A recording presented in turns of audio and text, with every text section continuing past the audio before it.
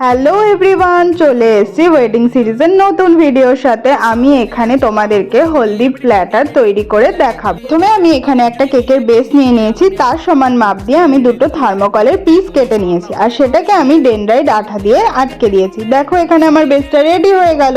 হলদি বলে কথা, তাই আমি এখানে হলুদ কালার একটা শার্টিনের কাপড় নিয়ে নিয়েছি আর সেটাকে ফেভিক্রিলে আঠা দিয়ে আটকে দিয়েছি। তারপরে আমি কেকেরই বেস থেকে একটা হাফ সার্কেল কেটে নিয়েছি, সেটাকে জড়ি আর হলুদ কালারের নেটের কাপড় দিয়ে আটকে নিয়েছি। এখানে আমি অরিজিনাল হলুদ গাঁদা আর দুটো মতি চেন ইউজ করেছি ফর ডেকোরেশন পারপাস। তোমাদের এই ফাইনাল লুকটা কেমন লাগলো আমাকে অবশ্যই কমেন্টে জানিও। আর এর আগে আমি একটা রিং প্ল্যাটারও তৈরি করেছি, তোমরা যদি ওই ভিডিওটা না দেখে থাকো আমি রিলেটেড ভিডিওতে দিয়ে দিলাম, গিয়ে দেখে এসো।